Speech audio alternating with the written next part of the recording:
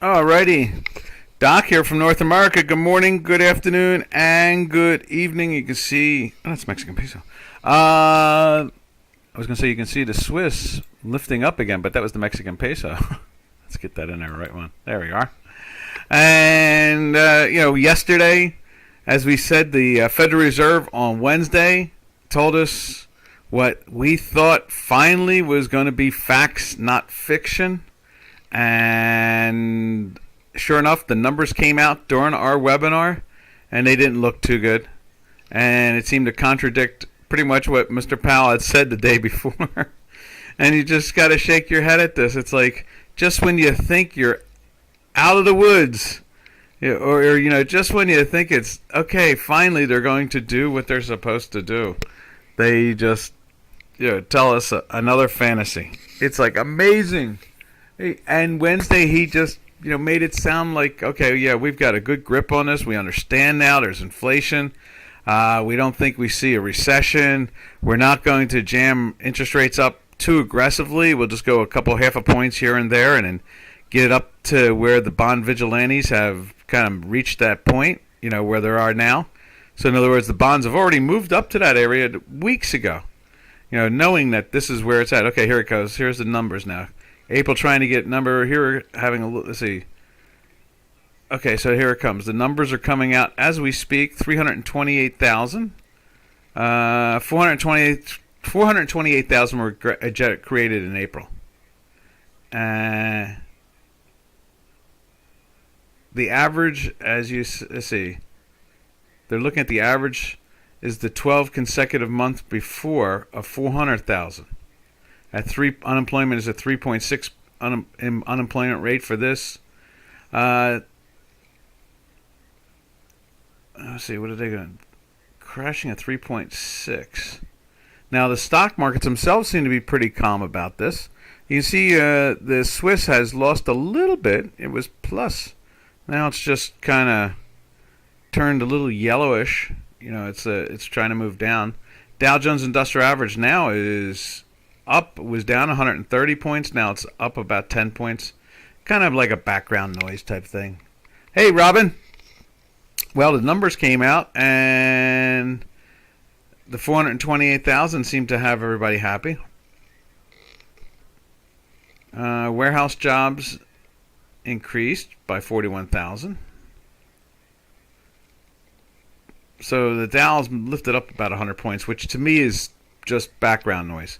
As far as I'm concerned, if this market isn't up or down 100, 150 points a day, both directions, up and down 150 points a day. In other words, a 250 to 300 point range. If they don't fluctuate like that every day, that to me that's that's a quiet market. That's almost a mixed market. That should be a normal market.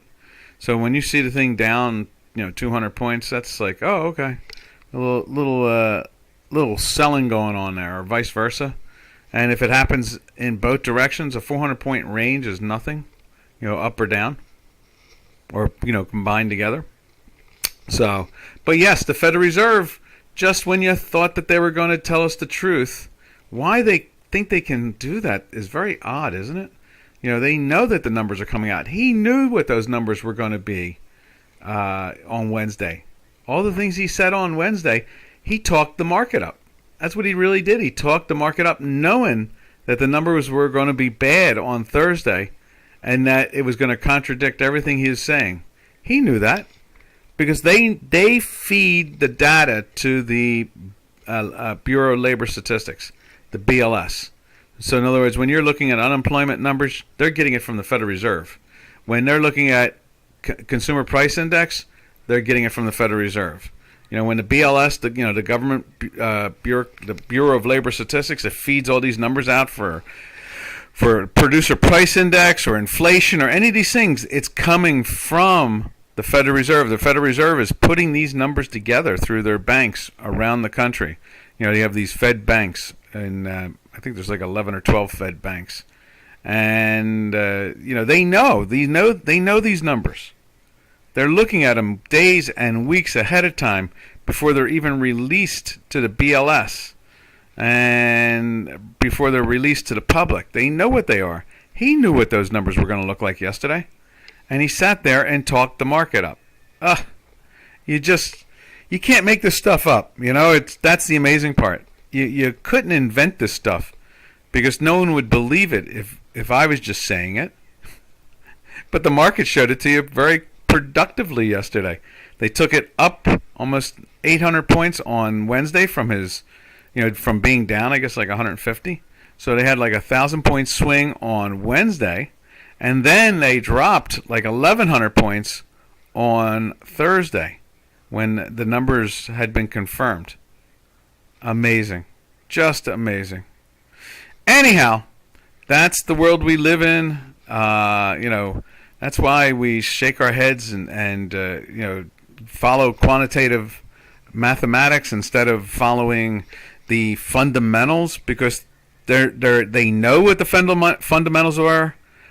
He knew what he was saying on Wednesday, and he told us the opposite. That's what it's all about.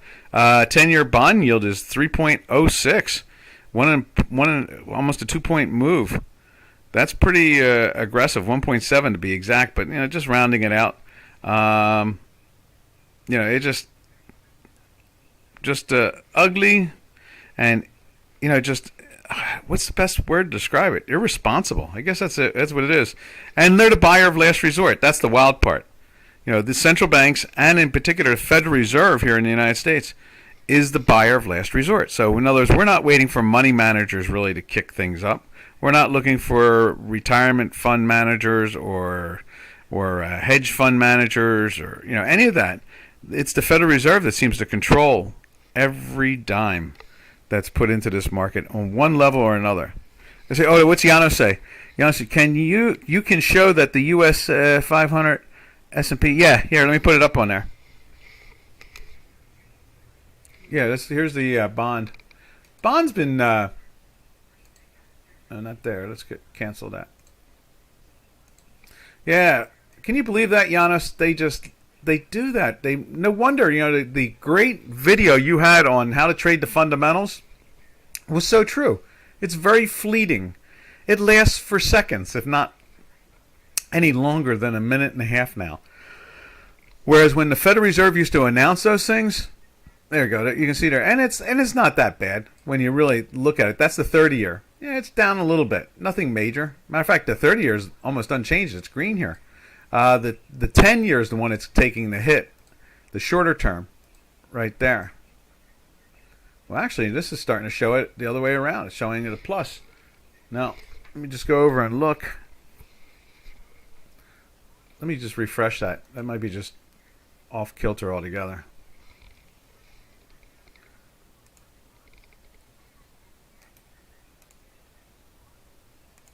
Let's see. What am I trying to do here? Oh, yeah, refresh. There we go.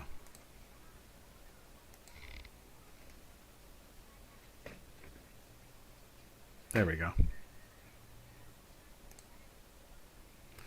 Yeah, it shows it. There you go. Now it shows it down, but it's not showing like the close yesterday. They're showing a close of 118 and 2/30 seconds.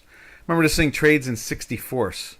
So not only does it not trade in decimals, it still trades in the old school of fractions, right? So in other words, 118 and a steenth is 12.5. A 16th, and the next one is a 32nd. 32nd is 6.25, and then a 64th. So they divide 100 by 64, or you divide 100 by 32, or you divide 100 by 16, and that's where they get the fractions out of it all. So looks like they must have taken this stuff down late last night. I noticed a few things like that got hit.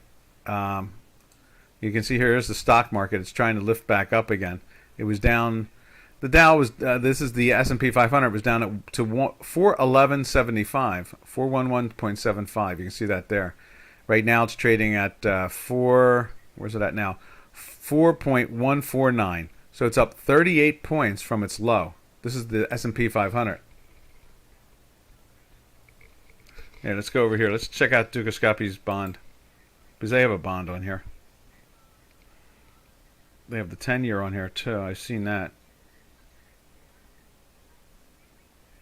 right there. 137. Let me just double check what that is. 137 is the... So that's the 30-year bond. That's what that is. That's the 30-year bond. Where's that button of mine? There it is. Yeah, so that's the... And you can see the Hinky-Ashke is actually showing yesterday as a lower action. But the body of it now is much more, is lower as we speak. The bonds, to a great extent, I've been trying to emphasize that for the last couple of weeks. They've already priced a lot of this action in there. So, in other words, I think, if the Fed Reserve, right now, we're at 3/4 with the Federal Reserve. They moved it from a quarter to a half up, and now we're at 3/4 interest rate charge in the United States on the overnight. And then what's going to happen? And then what the bonds are doing, like the 30-year and the 10-year, are around the 3% area. So they've already put that price in there. What we call the bond vigilantes. The bond traders have already put that price in there. Now going into the next Fed meeting, supposedly they're going to raise it another 0.5 percentage point, so bring it up to 1.25. And this is the overnight rate. And then what's going to happen is, you know how they say the yield curve flattens. And so what we're really seeing is the yield curve slowly flattening. That's really what we're seeing here, is that yield curve is slowly flattening. And then what will happen is the following month, 3 months out, in July, they said they're going to raise it again. That's what he said on Wednesday. Not 3/4, but just a 0.5 percentage point. So then it'll go from 1.25 basically up to 1.75, whereas the bonds are already trading, up that high. Now the question is, I think they'll drift. I've said that in these webinars or on the Dukascopy YouTubes here. We've talked about it, and that is that the 10-year and the 30-year probably will drift up to like 3.75, 3.5. I don't know, maybe 4 even. You've got the mortgage rates now in the United States in the 5s. They've gone from the 1.5, 2s to the 5s. So they've already put the 3% into it. It's already there. They've got it. They've moved it up, and bonds will move up more. Let's see. Right bond in search. It shows all bonds. Oh, in search.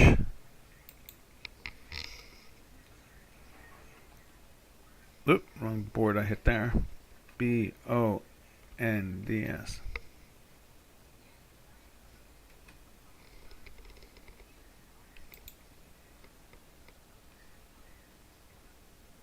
Let's see. I know that the German bonds have been moving up. I think there's only 2 bonds now trading minus. The rest are plus. I think the 10-year now is trading at 1%. So last I saw it was trading at 1%. Let me just double check. I have another way of drawing data too. And they've moved a lot of this stuff up already. So I'm not, nothing is surprising me. It's very clear what's going on. Let's see. Where's the bone? There it is. Bonds. There we go. And yeah, German bonds right now, which is the largest bond trader, the most actively traded in Europe. The German 1-year is trading at the 1-year. I see what it is. The 1-year now is almost plus. So the half a year is like at 3/8, but the 2-year bond, the German bond, is at 0.313, and the 10-year is trading at 1.7. Now, a couple of days ago, it was trading at 0.98. It was just a little underneath 1. The 20-year is trading at 1.3, and the 30-year German bond is trading at 1.186, which is basically 1.2. Trying to remove those, and 1.4 for a 20-year. Well, I'm sorry, 1.14 for a 20-year, and then basically 107 for a 10-year. So they're moving them up. All these bonds are moving up, and the 1-year is almost heading towards the plus side. It's still minus. It's a minus 0.187. The 2-year is the one it's yielding above. It's yielding a third of a percentage point.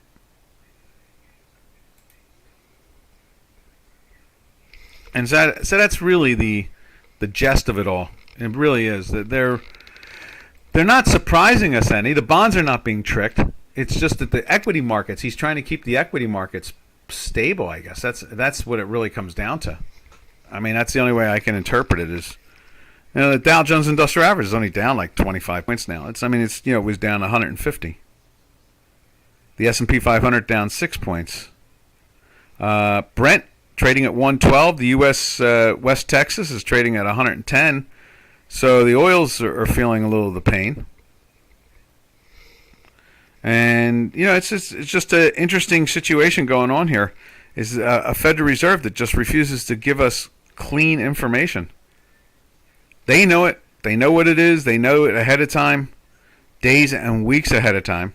And he'll sit there and he talked the market up. He did a Draghi. That's what he did. Powell, who says, just as much as we think Powell's a numbskull at times, he did a Draghi. He actually talked the market up the day before. And how many times have we seen Draghi do that, not spend a dime, by just talking it up, and then the next day they smack it down? He pulled a Draghi. That's so cool. I mean, I was really impressed with Draghi. He was a great mouthpiece for the European Central Bank when he was the chair of it. He found a way to get things done without putting any money out. That's pretty sharp. You got to imagine he's got a pocket full of money to begin with, but no, he finds a way to do it without doing that. He's pretty sharp at that. All right, so that's where we stand, traders. It's a magical, wonderful little world of crazy. And without our technical analysis, we would be just walking around banging into the walls, without a doubt. All right, now let's get back over to the currencies and see what the Swiss looks like again. Looky, there's the Swiss right there. And let's see if it's turned plus again. Yeah, it's back to plus. You can see it right there. This right here was, let's widen that out. This was minus for a little bit when the news came out, and now they're just pushing it back up again. It's going after yesterday's highs. It's just been a buy for a while. It just refuses to go into a sell. They just, and the Swiss, economy is not that bad. So, it's just some type of fear of, I saw something today. Let me go back. Not retract, but let me go back. There's a headline that just popped out about an hour ago. And what it said was that the foreign minister of the Russian Federation said that NATO is not taking us serious and does not respect. In other words, he said basically, we're talking about nuclear weapons and NATO is not taking us serious. Well, maybe we're not taking you serious because A, we're bigger, B, we're stronger, and C, we're not even confident that your missiles will make it to anywhere besides hitting your own territory. So, you do a great job against women and children, but when you have to fight actually other armies, we don't see any real winning going on there. Notice that the Chechnyan leader they tried to get rid of 9 years ago, still there. Still there. They weren't able to get rid of him. All they could do is annex some property. So I understand the T-91 or 92M got wiped out. They put an advanced tank into Ukraine a couple days ago. It is burning and it's a pile of metal now. So, yeah, good reason why they don't pay attention to you. You declare, what is it? You declare, what do they call it? Ceasefires, and what do? You shoot people. So, yeah. Why would anybody trust anything you say? If you say you're going to use nuclear weapons, it's probably like the last thing you're going to do. All right. From there, and that's one of the only things I can figure why we're seeing this move. This is a combination. This is where inflation went from basically 6% to 8.5%. Also, at the same time, the attack on Ukraine popped out at the same time. So is it a flight to safety? Is it inflation, I don't know what the story really is. I mean, we know those stories exist, but I do know one thing. Our math picks up on it. I mean, look at it here. I mean, we've been in a daily buy now since like the beginning of last month. It just keeps on climbing.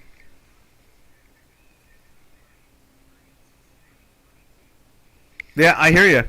The charts are the answer to it all because I don't think you can trust fundamentals or what do they call it? Press releases. Look at the Fed chairman. He basically turned everything upside down. That's the only way to really look at it. It is all technical analysis at this point. That's the only thing we can really trust. All right, from there, let's jump over to the euro. Euro was kind of, I think it's still in the daily buy, looking relatively firm. There it is right there. We've had a couple green days here. You can see we're trying to generate a red. I've been kind of impressed, as much as they've driven the euro down to some really low territory.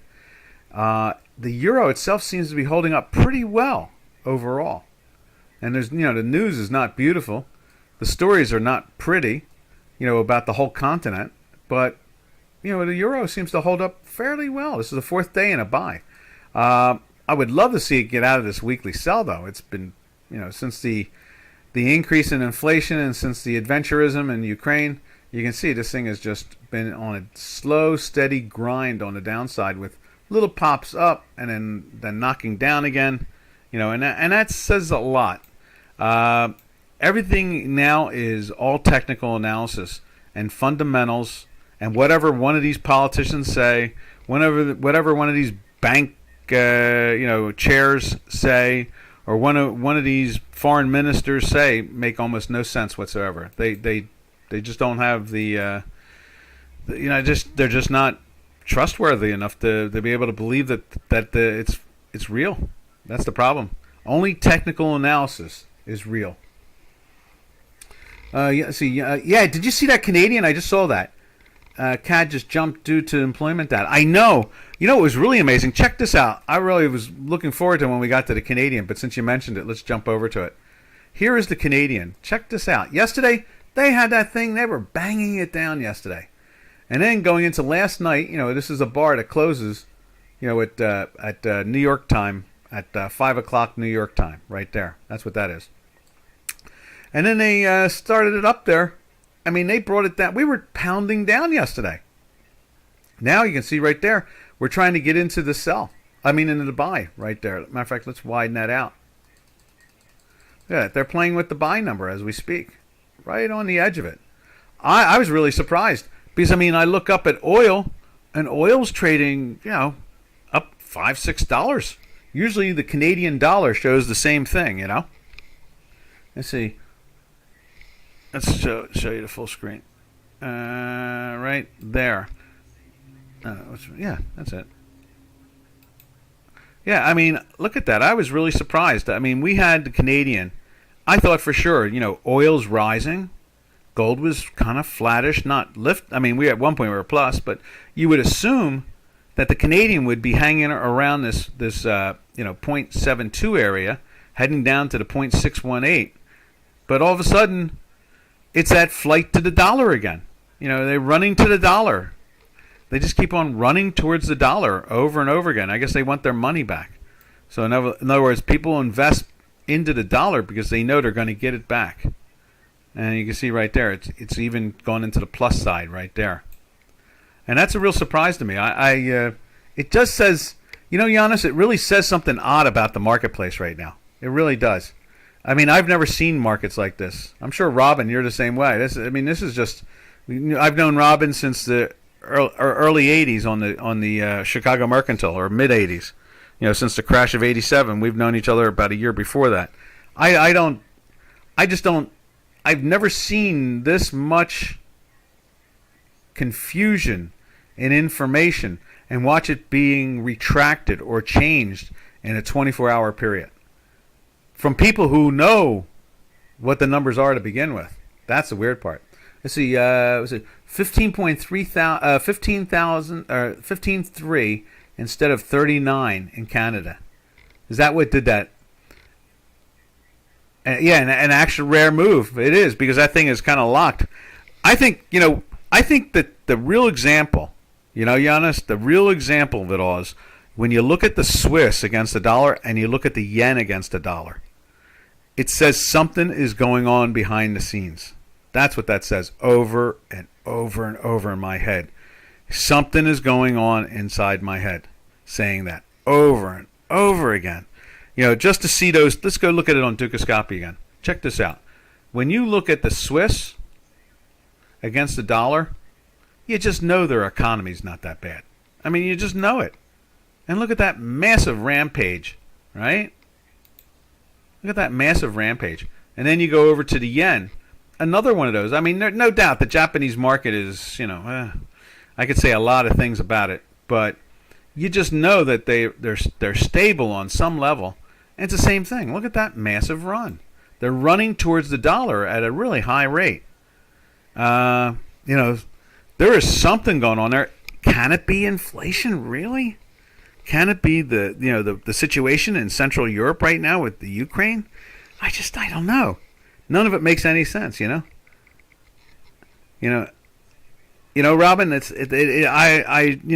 We talk about this, you and I. I don't. We see these things on the charts. They're making it very clear. They're running towards the dollar, and they don't seem to want to look back. And I'm not.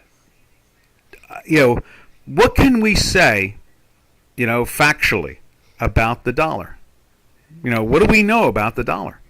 Well, the dollar is the world reserve currency. So that means you want to go to something that's solid, right? I mean, they're going towards it. And trust me, I've said this on these Dukascopy YouTubes. The Americans think that our dollar is getting crushed. Americans think the dollar is being crushed. Yeah. Normally when you see sentiment like that, that's usually a bottom. That's what that usually is. It's a bottom. And I've seen Yardeni was on yesterday. I was watching him talk to Larry Kudlow. And he's the one that actually invented the nickname Bond Vigilantes back in the, I think it was the 80s, late 80s. He called them the Bond Vigilantes at the time. And the reason why he did that is because inflation had come down to from 21% at the when Mr. Reagan got sworn in after he beat Jimmy Carter, and the bonds stayed up there much higher. They traded a 5% premium to inflation, and so Yardeni started calling it Bond Vigilantes, and that was the logic behind it all. Let's see. Yano says. Let's see. Where are we at here? Let's see. Yano says. The central banks have been saying it for years. Let's see. Absolutely. Yeah. I mean, the Bank of Japan even said that $130 ain't a problem from them when things was near 115. Boy, I'll tell you, I remember trading the yen back in the 80s when it used to be like 600 and 800 yen to the dollar. I mean, just the fact that it got down to par was a fascination to me. I don't get the sentiment numbers. Yeah, exactly, as you said before, set up on it. Yeah, I know, and that's usually a sign of some type of bottom. But we know Switzerland is not having financial problems. We know it. It's just not happening. So why are they running away from that currency?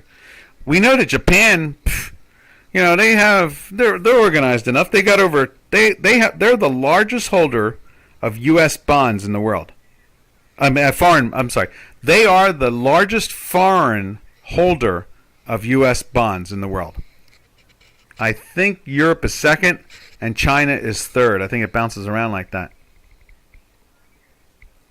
Take out the bunch of government debt. Yeah, see, I understand that like Japan, their debt is like 251 to 1 when it comes to GDP to the amount of debt they have. That's one of those things. I mean, like people in Europe know of like Greece having issues. Well, their GDP to their debt is only like 65 or 70. It's something like that. But in the United States, our GDP versus our debt is 1.2 or something like that right now. 1.1, 1.3, right around there. That's it. 1 point, not 100. 1 point, not even 2. Okay, but Japan, that debt is 200 and between 250 something and 70. I saw it a couple weeks ago again. That's the GDP versus the debt. Then China, they say China is even more worse than Japan. So in other words, their debt to their real GDP is incredibly enormous. Let's see. Use the fact that all schools teach that you are in safe haven.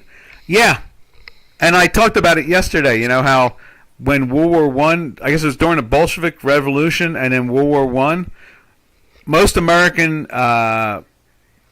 Wall Street thought we were going to lose money, not gain money. In other words, they were convinced that people were going to pull the money away from America, and go to other places. Instead, the old joke now is that the gold that was moved here during World War One has never left. So we've become the Switzerland, and I can understand that. I would say that if I don't know. I want to say something geopolitical, but I'm not even confident in that anymore because of this rampage that we're seeing on the charts. It's just and if it wasn't for technical analysis, especially our work, if it wasn't for technical analysis, I mean, I couldn't trade. There's no way in the world I could trade. That's why we set up this thing on Dukascopy and why we did the webinar on Monday and Tuesday about short-term intraday trading, using the same tools and how the tools are so much, so much more important than anything anybody says. Let's put the yen up there. But I'm amazed the Canadian.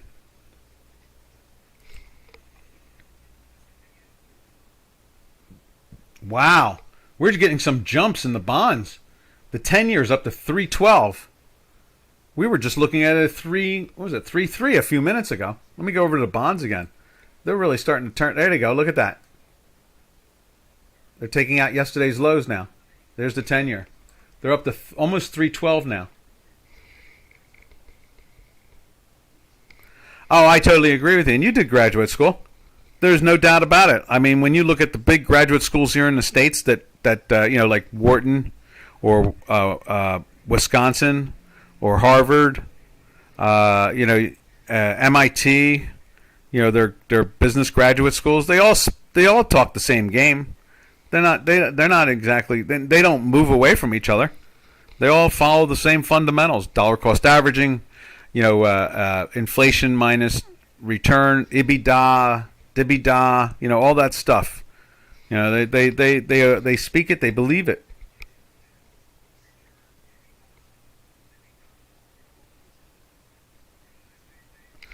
Anyhow, let's where'd we go? We just left. Let's see what the pound is doing. No, that's gold.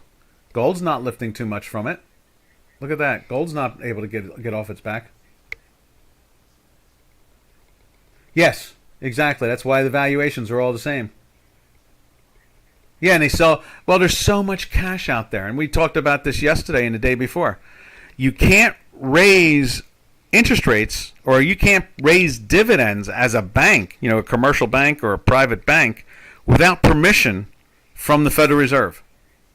Because what they can do is they can raise your, what do they call it, your debt to loan requirements. Okay, I'm going to say that again: debt to loan requirements. So they can change the reserve amount of capital you need. So in other words, they go, oh, you had $1 million, you have $100 million, and you're lending, $10 million. Back in the old days, you had $100 million, you were lending $1 billion off of that. Now it's the other way around. You go to, I'm having a sip of my tea. You go to loan money to a company, let's say, $100 million. They may tell you have to have $200 million in loan reserves. So they tell you, so in other words, they give you all this money overnight. The Fed is giving all these major banks money overnight to keep them alive. But they limit what they're allowed to loan to debt ratio, which is, the magic word is the reserves. The capital they have sitting in their account.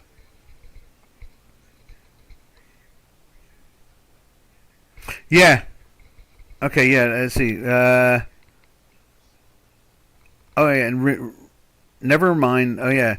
Gas hit $9. Is that where they are? In the States here, we're at 4 and change. I can show you the robo at the pumps. But here's the contract itself. This is live. So, actually, it's moving down again. Oh no, that's a crude oil. That's not crude oil. That's a diesel. Let me show you gasoline for the automobiles, right there. Now you can see that is trying to step up. You can see it. It's throwing me a red dot, but you can see the intraday itself. The line is trying to drop below zero, but it's trading above all the highs here. So it's trading at 3.68, almost 369, with a high of 371. Now you put taxes on top of that, like in New Jersey, we have a tax of 64 cents. So you put 64 cents on there, and our price at the pump is about $4.30.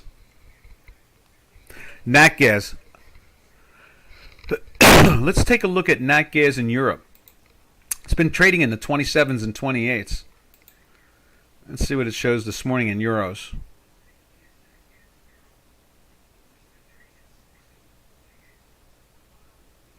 Right there.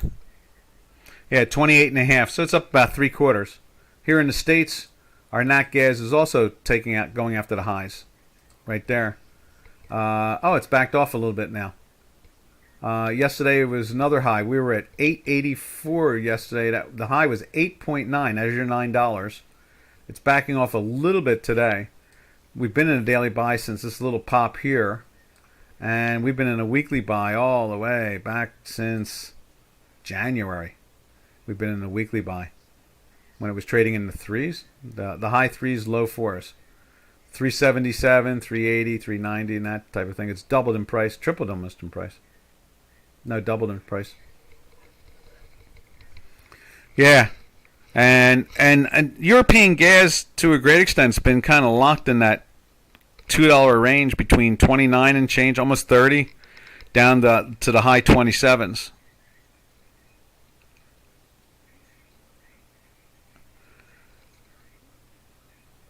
It's just an unreal situation going on. This is like, just like Alice in Wonderland. Gasoline for cars is up 48% this year. Energy overall, when you smooth it all out, electric, so forth and so on, nuclear, fuel, coal, up 32% for electricity has increased. Tough times. It's wild times. All right, so let's see. Where did we leave off currency-wise? We left off. Oh, that was another thing. Here you go, Janos. Think of this one. What's up? Bloomberg is beating the daylights out of Turkey. It's like they missed the last 5-6 years. And all of a sudden now they just want to beat up on Turkey when finally Erdogan's got it half figured out. It's amazing. I like what he's doing. Check this out. Here's the dollar against, they say it's 70% inflation now in Turkey. But here is the dollar Turkish lira right there. It's barely moving. Compared to the old days, look at that. Those wild fluctuations running from 10 to 18 in a matter of just a few months. Now the thing is calm. It's steady. And now Bloomberg keeps on putting out these hit articles about how bad Turkey is. It's like as if they missed half a decade. Look at it against the euro. Very calm. Again, compared to what the Turkish lira was doing. Look at that. Thing's trading at 9. Next thing you know, it's trading at 21. Over like a 5-month period. Where was Bloomberg News when this thing was going totally nuts? Now that Erdogan, who's figured out how to deal with it correctly. And you can see it in the charts how stable it is compared to what it used to be. Look at that. It stays inside that nice big triangle, or not triangle, was it trapezoid? It stays inside the giant trapezoid all the time right there. Look at that. And it's and now they decide to beat up on Aragon. Autocrats. Some strange manipulation. I know. But you know what? They're giving options out with the purchase of their currency now. So basically, it's a much cheaper way.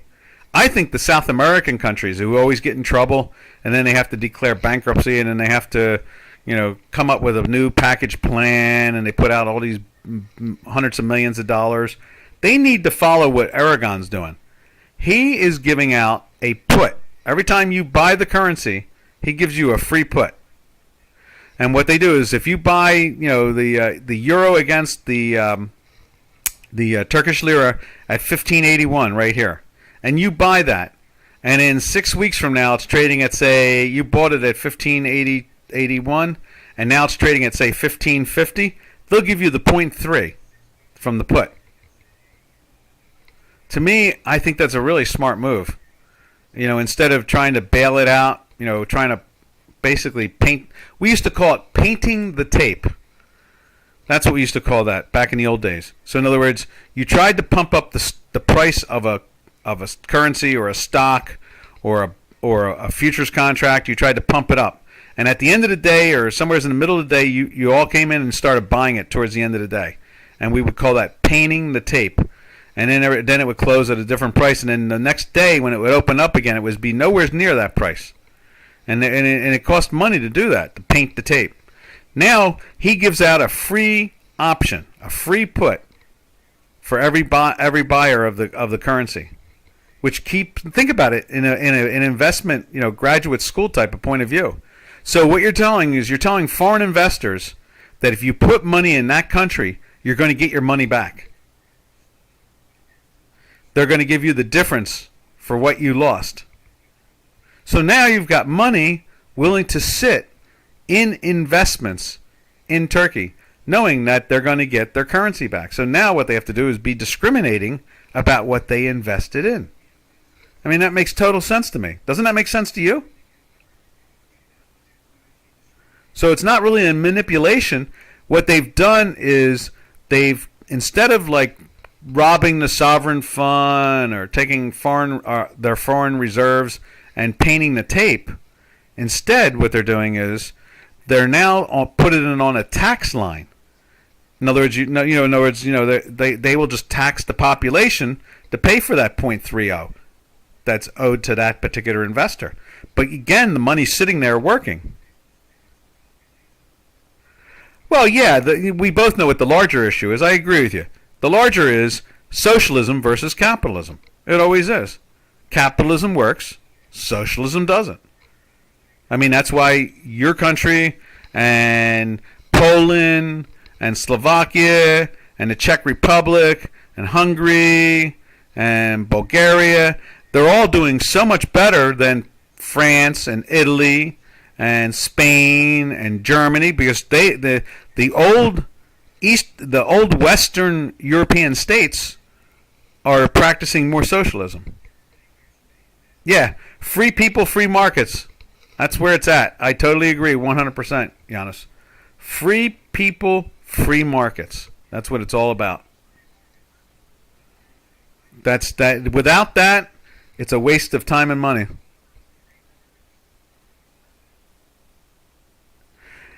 Yeah, but their socialism is propped up by NATO. In other words, they didn't have to pay for their defenses.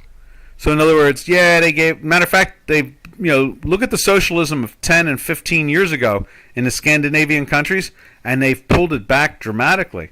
They're not so socialist compared to what they used to be. But they don't have to pay for, what do they have, one naval ship? I understand, was it Sweden has 2 naval ships? This is the people of Vikings heritage, right? They have 2 naval ships, but they can only man one. They don't have enough crew for the second one. So they're using all the natural resources to make people happy, but they don't grow so greatly. And now they're talking about joining NATO. So that means they're going to have to pony up some dollars. No, they're not. But I understand Finland applied this week, or is getting ready to apply. And so is Sweden. Both of them are talking about applying to NATO now.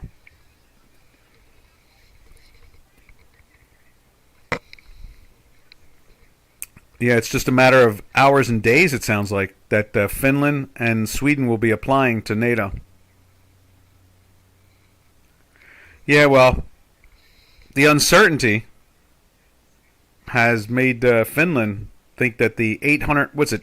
Basically, you'll know it in kilometers, right? So what is it? The border is something like 375 kilometers, 400 kilometers for Finland. It's a lot of yard. Is it? Oh no, I'm sorry. No, 16. It's like 1,600, 1,500, 1,400 and something kilometers long, right? That's what it is. The border, like 1,400 and some odd kilometers. That's a lot of area to protect, you know.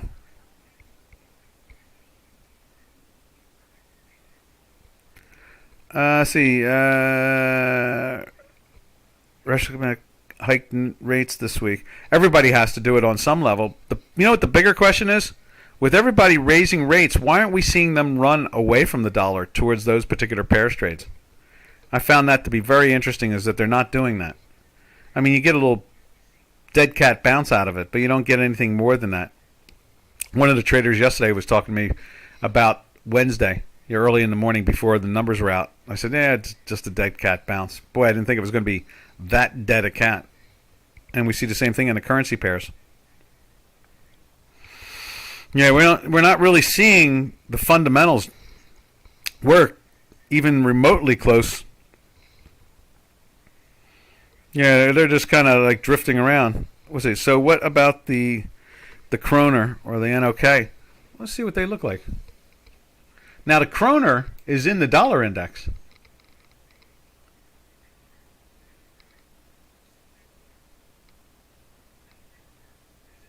Yeah, right there, and that's in the dollar index. It has the same weighting nowadays as the Swiss franc in there, which is really funny. We follow the Swiss, we don't really follow the kroner, because the kroner never really was that liquid. Nowadays it is. It's much more liquid now because of QE. Everybody is liquid now because of QE, because the central banks will jump in and get involved. As a matter of fact, they have to get involved. There seems to be some type of rule that they won't publish. They won't tell us exactly what it is, but it's there. Let's see, we're getting a text in from South Africa. Let's see what's going on here. That's a physicist down there talking to me about physics.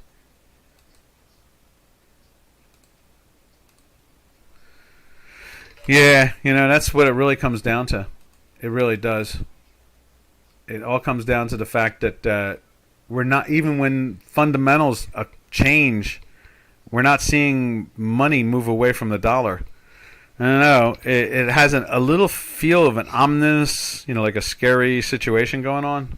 Like, what do they know that we don't? But then it wouldn't matter what they know. They wouldn't tell us anyway, so it doesn't matter. But the prices tell us.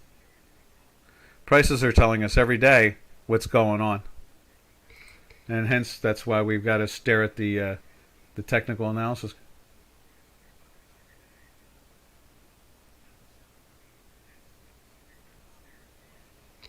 All right. From there, we usually go to the Canadian, and we saw that this morning. Canadian is trying to lift up pretty comfortably now. Why? Giannis was pointing out the employment numbers came out, but is America really the only game in town anymore because of its capitalism? I guess. I don't know. It just seems too dramatic for me to believe that. Something else is brewing, and I don't know what it is, but we're just going to stay with the math. Stay with the math. That's what it really comes down to. All right, from there, normally what we'll do is we look at oil from the Canadian, and Canadian's doing totally the opposite of what oil is doing. I mean, there's the oil. The oil is still up. It's backed off from the 110.85 area today. It's trading at almost 109, 108.98, but it's still up Some strength in there. You can see all that strength right there. You can see over here on J4X, you see Brent doing the same gig. The strength is there. They just keep on pushing it up, playing around with those highs of a couple weeks ago.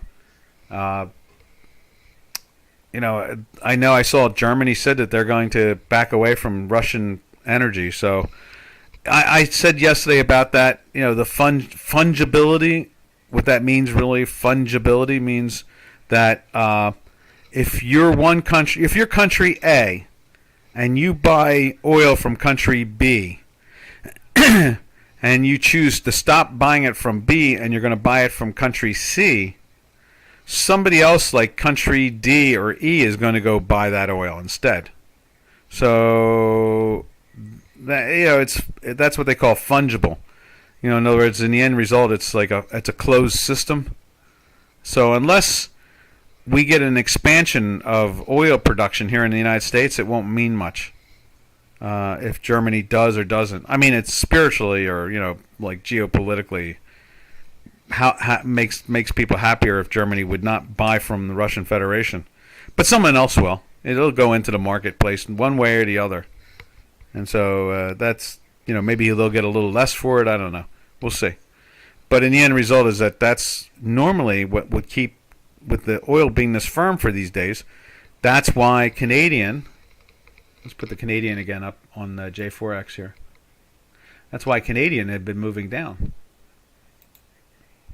And now all of a sudden it's popping back up again, which is odd. Now, heading over to the South Africa. Now, we looked at gold, and you can see gold is kind of cruising. It's up just a little bit here, and silver is basically unchanged. But they're both down overall and in sells. And that's the South African Rand, in that case, more than likely is going up in value against the dollar. So it's losing against the dollar. And you can see it right there. Same thing was going on with them. Both are Commonwealth countries, so there may be some type of mechanics going on with the Commonwealth. I'm not sure. I mentioned it yesterday. The Commonwealth has over 2 billion people, and like almost twice the Chinese, and the average income is a couple $1,000s more. So I'm not sure why the people in the world don't get excited about the Commonwealth compared to China. And then let's see, where is it at? Let's put it. Oh, okay. Let's get it up on here. And there's the South African Rand, moving up. And they did the same thing as yesterday, like the way Canadian did.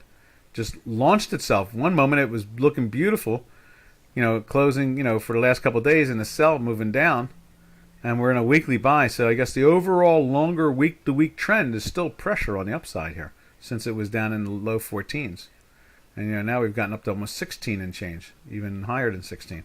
So the pressure is really pushing on these products, and it doesn't seem to be wanting to run away. In other words, it doesn't seem to be going away whatsoever. And then at the same time, we jump over to the currency that will not be named. It just does not want to fall out of. It's in that weekly sell since up in here, but it's like every day they paint the tape. They're buying it. They're trying to hurt it. That thing was down to 60 yesterday, 60.32. It was pushing into the sell again, and at the end of the day, they paint the tape on that. They reach up and buy it, and then but it's still heading down, and our weekly refuses to pay attention to the painting of the tape. At one point, I'm going to take a wild walk to the wild side. A friend of mine was a specialist in a particular stock. And back in the late 80s, early 90s, when we were, when I was really perfecting my math, I said to him, let's see if we can paint the tape on some of these products and try to distort the math and see if we can get, just because we paint the tape, will it change? In other words, it was in a sell. If we paint the tape at the end of the day, will it, make it get back into the buy? Will it start to change the direction the next day? Now this is a test, obviously, on a global level, because he was a specialist And so the specialists controlled the stocks. Now the Federal Reserves and the central banks do. So he would paint the tape. So we would try to alter the math to see if we could alter the math deliberately. Didn't work. Never worked. It never worked. Now, he was legally allowed to do that. He could settle the stock where he wanted to. So I would tell him where the buy is, and he would settle the stock on the buy. Now, I wasn't disseminating it to anybody back then. Maybe Robin was the only one seeing stuff. Probably you, Robin, right? And very few people saw my math for decades. And you were one of them. And it never worked. You could never paint the tape. And he was legally allowed to paint the tape because he was a specialist in the stock. So that was one of the big tests that told me that my math was picking up something much bigger than I can see.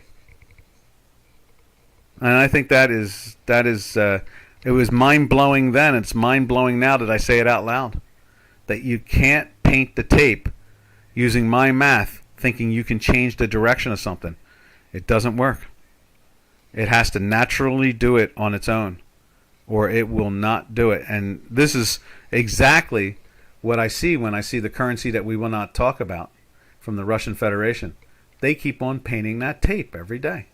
And the weekly is telling us that they're painting the tape. And the direction that the product is moving down, it tells us it's doing it. And you can see we got green dots because they keep on painting the tape every day. And during the trading day, how many times have I said, oh, it's going into a sell today? And then it finds a way by the end of the day to be back up. So you can't even paint the tape to force something into a buy or a sell. Even when you're legally allowed to paint the tape, because you're the specialist, you set the closing price. Now, supposedly the specialist sets the closing price back in the old day to their bids and their offers. But they basically did it for whatever, personal reason they wanted to do it. And everybody danced the tune, and the SEC was very happy that they existed. So now we barely have any specialists. The market makers now are almost non-existent. The ones running the books are almost non-existent. Matter of fact, they're forced to do it now. The Securities Exchange Commission forces them to make a market in things. If they don't, they lose their margin abilities. Oh yeah, totally. Yeah, we look at individual stocks. I trade individual stocks here and there. I like. Let's see. Here we go.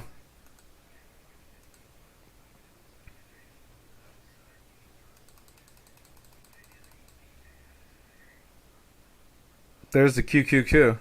Closed in the sell yesterday. Jumped in. It was in a buy for 3 days. It was going up. It's in the sell. It's been in a weekly sell for a couple of days. That's the QQQ. I mean, we got other stocks in here somewhere. I had. Didn't I look at Lock Martin for you a couple of weeks ago? Remember we looked at Lock Martin.